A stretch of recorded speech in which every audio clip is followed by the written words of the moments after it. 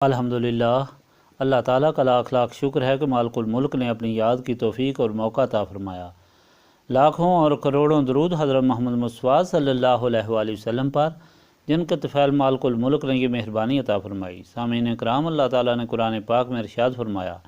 اعوذ باللہ من الشیطان الرجیم، بسم اللہ الرحمن الرحیم، اور بے شک ہم ضرور تم کو آزمائیں گے، خوف سے، بھوک سے، تمہاری جانوں، تمہارے مالوں اور پھلوں کے نقصان سے، اور وہ لوگ جو ان تکالیف پر صبر کریں گے انہیں آپ صلی اللہ علیہ وآلہ وسلم خوشخبری عطا فرمائیں کہ جب انہیں کوئی مصیبت یا تکلیف آئی تو انہوں نے کہا کہ ہم تو اللہ تعالیٰ کے لیے ہیں اور ہمیں اللہ تعالیٰ ہی کی طرف لوٹ جانا ہے۔ یہی لوگ ہدایت پانے والے ہیں اور یہی اللہ تعالیٰ کی رحمت اور مہربانی کے حقدار ہیں۔ اس سے پہلے اللہ تعالیٰ نے مخلوق کی ہدایت کے لیے جو ارشاد فرمایا ہے کہ ہمیشہ اللہ تعالیٰ کی یاد میں رہو، اور اگر اللہ تعالیٰ کی یاد میں رہو گے تو تم سلامتی ایمان سے زندگی کا سفر طے کر سکو گے، اور یہی اللہ تعالیٰ کا شکر ہوگا جو اللہ تعالیٰ کی نعمتوں کو دنیا اور آخرت میں تم پر ہمیشہ قائم رکھے گا۔ اس کے ساتھ اللہ تعالیٰ نے یہ بھی نصیحت فرمائی کہ دیکھو، یہ دنیا دارالحزن ہے، اس میں تمہیں ہر قسم کی مصیبتیں اور تکلیفیں پیش آ سکتی ہیں۔ تم نے ان سے گھبرانا نہیں بلکہ صبر اور نماز سے اللہ تعالیٰ کی مدد چاہنا ہے، کیونکہ یہ دو چیزیں ایسی ہیں جو اللہ تعالیٰ کو بہت محبوب ہیں۔ جو ان کے ذریعے اللہ تعالیٰ کی مدد چاہتا ہے، اللہ تعالیٰ ضرور اس کی مدد فرماتا ہے۔ اللہ تعالیٰ نے مخلوق کی ہدایت کے لیے یہ بھی ارشاد فرمایا کہ جو آدمی اللہ تعالیٰ کی رضا کے لیے اپنی دنیاوی زندگی قربان کرتا ہے، اللہ تعالیٰ اسے ہمیشہ ہمیشہ کی زندگی عطا فرماتا ہے، اور ایسی زندگی عطا فرماتا ہے جو دنیا اور آخرت اور قیامت میں بھی عزت والی ہے۔ اس وقت بھی جب ماں باپ اپنی اولاد سے منہ موڑ لیں گے اور نفسا نفسی کا عالم ہوگا جسے قیامت کا دن کہا جاتا ہے، وہاں بھی یہ لوگ جنہیں شہید کہا جاتا ہے، جو اللہ تعالیٰ کی راہ میں اپنی زندگی قربان کرتے ہیں، انہیں اپنے اعزاز و اکرام عطا کیے جاتے ہیں،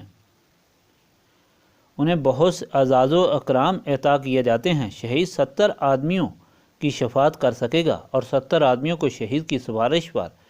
معاف فرما دیا جائے گا۔ یہ اعزاز بھی اللہ تعالیٰ نے انہیں عطا فرمایا۔ اب اللہ تعالیٰ اس کی تفصیل بیان فرما رہا ہے اور تفصیل سے خود سمجھا رہا ہے کہ کوئی شخص یہ خیال نہ کرے کہ چونکہ وہ اللہ تعالیٰ کے راستے پر آ گیا ہے اور ایمان لے آیا ہے، لہٰذا اب اسے کسی تکلیف، مصیبت یا آزمائش سے نہیں گزرنا پڑے گا، بلکہ اسے ان ساری مصیبتوں، تکلیفوں اور آزمائشوں سے گزرنا پڑے گا، کیونکہ یہ دنیا آزمائش کا گھر ہے۔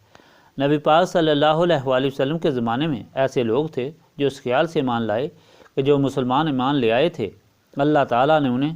دینی اور دنیاوی عزت عطا فرمائی۔ اگر ہمیں یہ میسر نہ آئی تو ہم اسلام کو چھوڑ دیں گے۔ یہ لوگ گمراہ ہو گئے۔ انہی میں سے ایک یہودی تھا جو ایمان لے آیا، اس کا صرف ایک ہی بیٹا تھا، وہ فوت ہو گیا، پھر وہ آنکھوں سے اندھا بھی ہو گیا۔ تو وہ نبی پاک صلی اللہ علیہ وآلہ وسلم کی خدمت میں حاضر ہوا، اور حاضر ہو کر اس نے کہا کہ میں تو ایمان اس لیے لایا تھا کہ مجھے فائدہ ہوگا،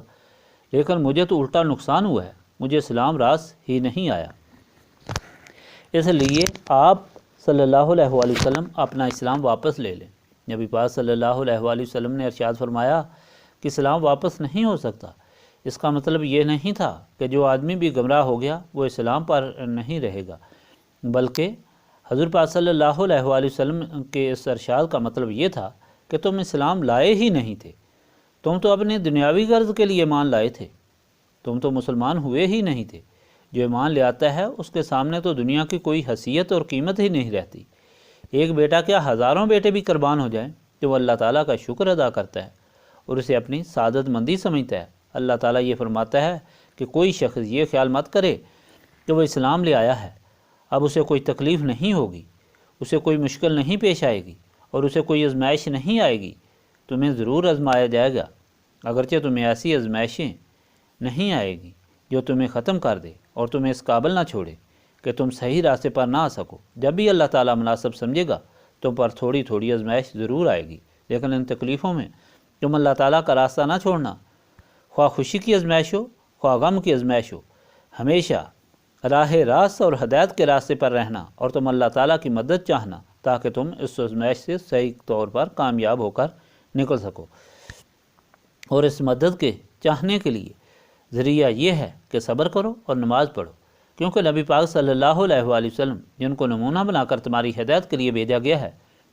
ان پر کیسی کیسی مصیبتیں اور تکلیفیں آئیں اور انہوں نے کس طرح صبر کیا اور نماز سے ہی اللہ تعالیٰ کی امداد چاہی۔ حدیث پاک میں ہے کہ جب نبی پاک صلی اللہ علیہ وآلہ وسلم کو کوئی تکلیف یا مصیبت پیش آتی تو حضور پاک صلی اللہ علیہ وآلہ وسلم فوراً نماز میں کھڑے ہو جاتے تھے۔ تاریخ اس بات کی گواہ ہے کہ نبی پاک صلی اللہ علیہ وآلہ وسلم اور آپ کے غلاموں کو بے انتہا تکلیفیں اور مصیبتیں پیش آئیں، انہوں نے ہمیشہ صبر سے کام لیا، جس کا نتیجہ یہ نکلا کہ نبی پاک صلی اللہ علیہ وآلہ وسلم کے غلاموں کو اللہ تعالیٰ نے دین اور دنیا کی عزتیں عطا فرمائیں۔ یہاں بھی تو یہی سبق دیا گیا کہ اے مسلمانوں، تمہیں بھی آزمائش میں ڈالا جائے گا اور تمہیں خوف سے بھی آزمایا جائے گا، یعنی ایسا وقت بھی تم پر آئے گا یا آ سکتا ہے جسے دیکھ کر ہو سکتا ہے کہ تم اپنا منہ اللہ تعالیٰ کی طرف سے موڑ لو اور خوف یا ڈر سے اللہ تعالیٰ کو چھوڑ دو، مایوس ہو جاؤ۔ لیکن ایسے موقع پر تمہیں ایسا ہرگز نہیں کرنا چاہیے، بلکہ اس وقت بھی تمہیں سنت رسول صلی اللہ علیہ وآلہ وسلم کی یاد رہنی چاہیے، اور یہی وجہ ہے کہ اللہ تعالیٰ نے ہدایت میں سب سے پہلے حضرت ابراہیم کی پوری تاریخ سنائی کہ ساری دنیا حضرت ابراہیم کی دشمن ہو گئی، اقربا بھی دشمن ہو گئے، قوم بھی دشمن ہو گئی، بادشاہ بھی دشمن ہو گیا، اور پھر آگ میں ڈالنے کا پروگرام بنا کر آگ کے شعلے آسمان تک جا رہے تھے، اور بادشاہ اور کوئی طاقت بھی حضرت ابراہیم کو نہ ڈرا سکی اور ان کے دل میں خوف نہ پیدا کر سکی اور اللہ تعالیٰ سے دور نہ کر سکی، بلکہ ان کا توکل اللہ تعالیٰ پر ہی رہا، اور یہی خیال رہا کہ میرا خالق اور مالک وہ ہے جس کے قبضہ قدرت میں ہر چیز ہے، اس کی اجازت کے بغیر ایک پتہ نہیں ہل سکتا، اور جس طرح وہ راضی ہے میں بھی اسی طرح راضی ہوں۔ یہی توکل ہے جو اللہ تعالیٰ اپنے بندوں سے چاہتا ہے کہ ہر آدمی پر خواہ کتنا ہی خوف طاری ہو جائے، لیکن اس خوف سے اللہ تعالیٰ کا راستہ نہیں چھوڑنا چاہیے، اللہ تعالیٰ کو نہیں بھولنا چاہیے، بلکہ اللہ تعالیٰ کی طرف اور زیادہ متوجہ ہو جانا چاہیے، اور دل میں یہی یقین رکھنا چاہیے کہ مالک اور خالق موجود ہے، وہ دیکھ رہا ہے، اور جس طرح وہ چاہتا ہے اس میں میری بہتری ہے۔ اللہ تعالیٰ پھر یہ فرما رہا ہے کہ تمہیں بھوک سے بھی آزمایا جائے گا، اور جیسا کہ تاریخ گواہ ہے کہ کس طرح کتنی مصیبتیں اور تکلیف صحابہ کرام پر گزری، لیکن اس نوری مخلوق نے اس آزمائش کا کس طرح مقابلہ کیا اور کامیابی سے عہدہ برا ہوئی۔ لہٰذا یہ تکلیف ہر انسان پر آ سکتی ہے اور آتی ہے، لیکن اگر انسان اس وقت یہ سوچے کہ مجھے تکلیف کیوں آئی تو اس وقت اس کا ایمان ختم ہو جاتا ہے۔ اس لیے کہ حکم ہوا کہ درست خیال رکھو، اسی میں بہتری ہے، اور اللہ تعالیٰ ضرور دیکھ رہا ہے۔ ایسا ممکن ہی نہیں اور ایسا ہو ہی نہیں سکتا کہ اللہ تعالیٰ مجھے اس سے ہلاک کرے۔ اللہ تعالیٰ ضرور اس کا علاج فرمائے گا، وہ موجود ہے اور اس کے قبضہ قدرت میں ہر چیز ہے۔ اس طرح اللہ تعالیٰ فرما رہا ہے کہ دیکھو تمہارے پھلوں کو بھی نقصان پہنچ سکتا ہے، تمہاری فصلوں کو بھی نقصان پہنچ سکتا ہے۔ بعض اوقات ایسا ہوتا ہے کہ جو لوگ نمازیں پڑھتے ہیں، اللہ تعالیٰ کو یاد کرتے ہیں، ان پر بعض ایسی آسمانی آفتیں آ جاتی ہیں کہ ان کی فصلیں تباہ ہو جاتی ہیں، ان کے پھل تباہ ہو جاتے ہیں، یا ایسی ضرورت دین پیدا ہو جاتی ہے کہ انہیں اپنی فصل سے قطع نظر کرنا پڑتا ہے۔ اس وقت بھی اگر کوئی شخص اپنی دنیا کے اسباب یا اغراض کی طرف متوجہ ہو اور اللہ تعالیٰ پر توکل چھوڑ دے تو اس کا ایمان بھی کامل نہیں۔ نبی پاک صلی اللہ علیہ وآلہ وسلم کی مثال اس میں موجود ہے، اور حضور پاک صلی اللہ علیہ وآلہ وسلم کے غلاموں کی مثال بھی موجود ہے۔ جب غزوہ تبوک کا وقت آیا، مدینہ پاک میں اطلاع آئی کہ رومیوں نے بہت بڑا لشکر تیار کر لیا ہے اور وہ حملے کے لیے آ رہے ہیں، جو نبی پاک صلی اللہ علیہ وآلہ وسلم نے صحابہ کرام سے فرمایا کہ سارے نکل آؤ، ہم ان کے علاقے میں جا کر ان کا مقابلہ کریں گے، تاکہ رومی یہ نہ سمجھیں کہ مسلمان ہم سے ڈرتے ہیں۔ اتفاق سے یہ ایسا وقت آیا تھا کہ قحط کا زمانہ تھا اور شدت کی گرمی تھی، اور وہی سال تھا کہ قحط کے بعد جب لوگوں کے پھل اور فصل تیار تھے، یعنی پورے سال کی پونجی بالکل تیار تھی، لیکن جو لوگ اللہ تعالیٰ پر توکل رکھنے والے تھے، جنہیں یہ معلوم تھا کہ اللہ تعالیٰ کی طرف سے یہ آزمائش آئی ہے، ان کے دل میں بال برابر بھی شک، خوف یا غم پیدا نہ ہوا، اور وہ یکدم کمر بستہ ہو گئے اور نبی پاک صلی اللہ علیہ وآلہ وسلم کے ارشاد پر لبیک کہا، مالی قربانی بھی دی اور جانی قربانی بھی دی، اور 30,000 کا لشکر نبی پاک صلی اللہ علیہ وآلہ وسلم کی معیت میں نکل پڑا، اور ایسی تکلیفیں راستے میں آئیں جن کے ذکر سے رونگٹے کھڑے ہو جاتے ہیں۔ حضرت عمر سے روایت ہے کہ ایک وقت ایسا آیا کہ 16 آدمی صرف ایک کھجور پر گزارا کرتے تھے۔ ایک کھجور کو منہ میں رکھ کر تھوڑی دیر بعد دوسرے کے منہ میں ڈال دیتے، پھر وہ تیسرے کے منہ میں ڈال دیتے۔ پیاس کی وجہ سے ہماری گردنیں اکڑ گئی تھیں اور اونٹوں کو ذبح کر کے ان کی اوجری سے پانی نچوڑ کر پیتے تھے۔ اتنی مشکل کے وقت میں بھی نبی پاک صلی اللہ علیہ وآلہ وسلم کا ایک غلام ایسا نہیں تھا جس کے دل میں بال برابر بھی فرق آیا ہو، یا شک پیدا ہوا ہو، یا سستی پیدا ہوئی ہو، یا اپنے مال کی اپنے گھر کی خواہش پیدا ہوئی ہو، یا غم پیدا ہوا ہو کہ پیچھے میرا پھل ضائع ہو گیا ہے یا میری فصل ضائع ہو گئی جائے گی،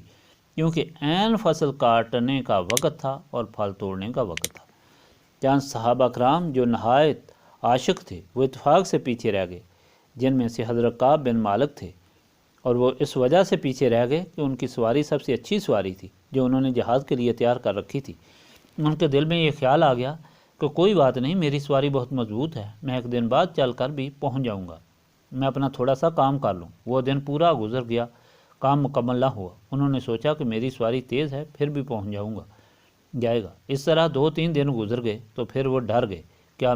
تو میں نہیں پہنچ سکوں گا۔ جب نبی پاک صلی اللہ علیہ وآلہ وسلم واپس تشریف لائے تو اس وقت منافقین نے بہانے شروع کر دیے۔ کوئی کہنے لگا کہ میں نے اس وجہ سے نہیں گیا، کوئی کہنے لگا میں اس وجہ سے نہیں گیا، کوئی کہنے لگا کہ میں اس وجہ سے نہیں گیا۔ حضرت کعب فرماتے ہیں میرے دماغ میں خیال آیا کہ ایک تو میں نے جرم کیا ہے، میں غیر حاضر ہو گیا، اب میں نبی پاک صلی اللہ علیہ وآلہ وسلم کے سامنے جھوٹ نہیں بولوں گا، اس لیے جو بھی سزا ہوگی میں اسے بھگتوں گا۔ بہت شرمندہ ہو کر میں نبی پاک صلی اللہ علیہ وآلہ وسلم سے جا کر ملا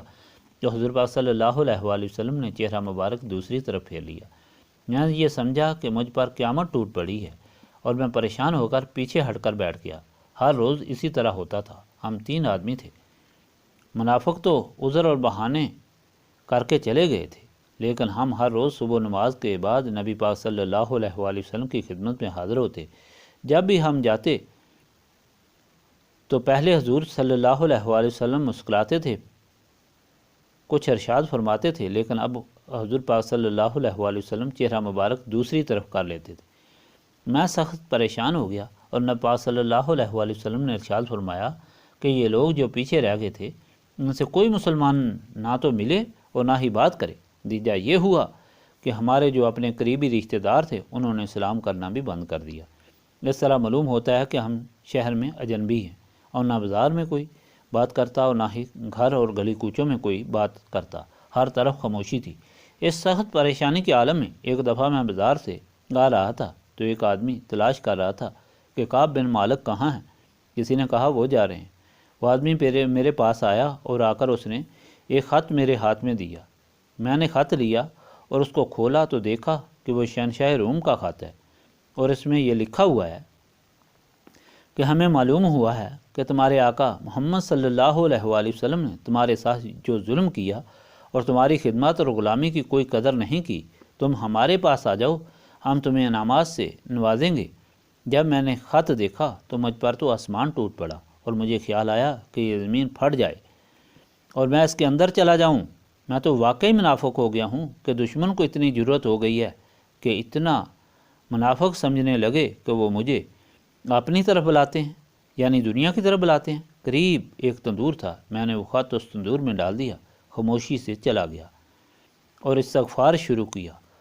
اسی دوران نبی پاک صلی اللہ علیہ وآلہ وسلم کی طرف سے ارشاد پہنچا کہ کعب سے کہہ دو کہ وہ اپنی بیوی کو اپنے آپ سے الگ کر دے۔ میں نے اس آدمی کے ذریعے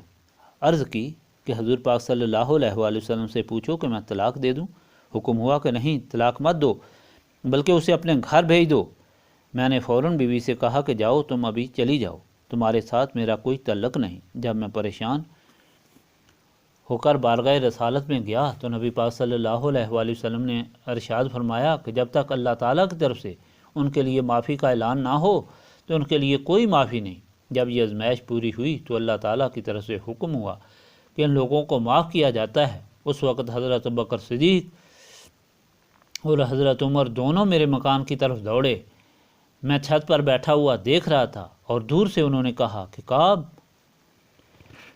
تم کو مبارک ہو، کعب تم کو مبارک ہو، اللہ تعالیٰ کی طرف سے تمہیں معافی ہو گئی۔ بات کرنے کا مقصد یہ ہے کہ اللہ تعالیٰ نے فرمایا کہ آزمائش ہر آدمی پر ضرور ہوتی ہے۔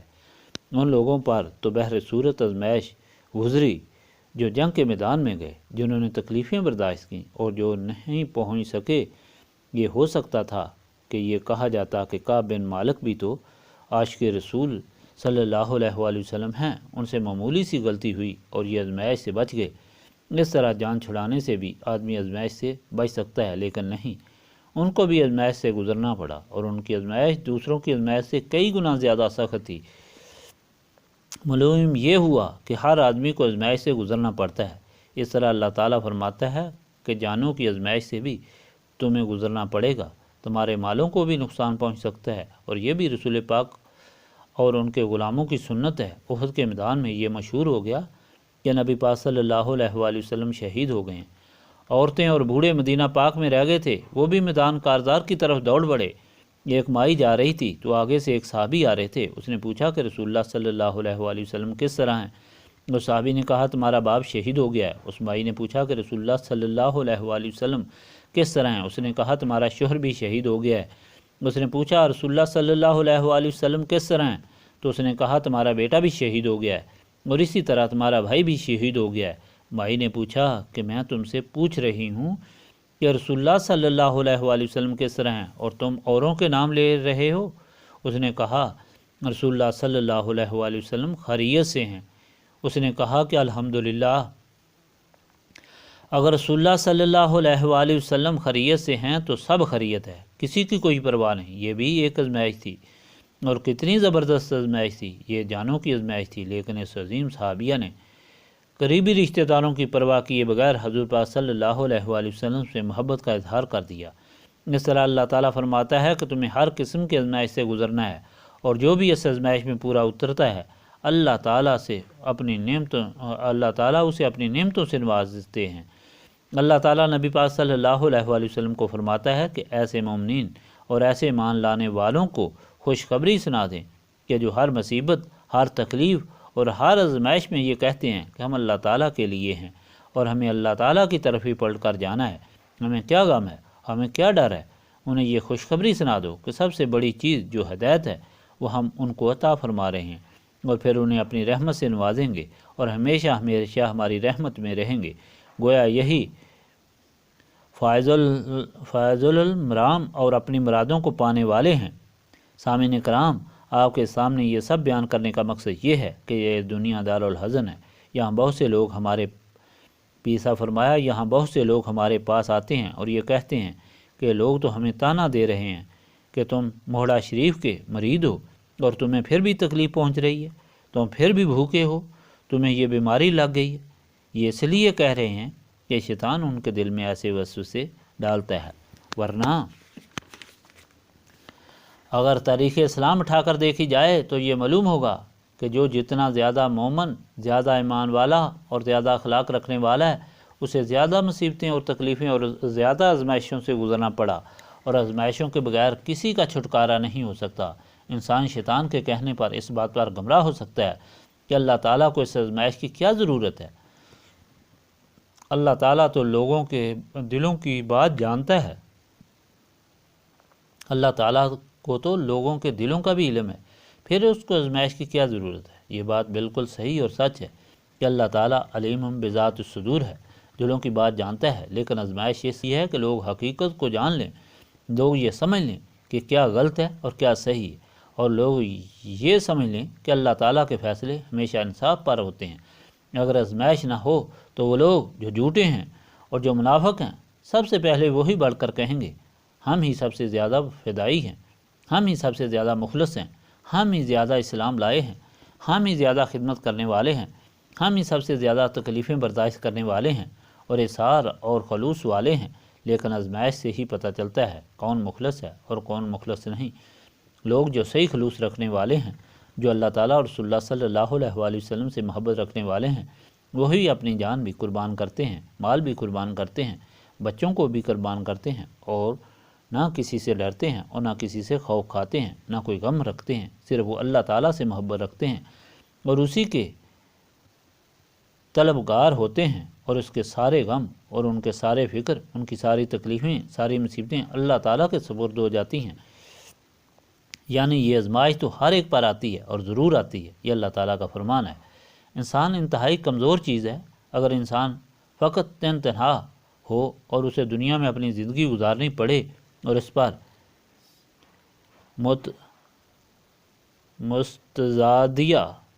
کہ ایک طرف شیطان اور نفس ہو اور ایک طرف اکیلا انسان، تو پھر وہ کس طرح ان سے مقابلہ کرے گا؟ یہ ناممکن ہے کہ وہ انسان نفس سے بھی مقابلہ کرے، شیطان سے بھی مقابلہ کرے اور ان تکلیفوں اور مصیبتوں سے بھی مقابلہ کرے۔ ضرور انسان ہار جائے گا۔ صرف ایک ہی چیز ہے جو اسے اس مقابلے میں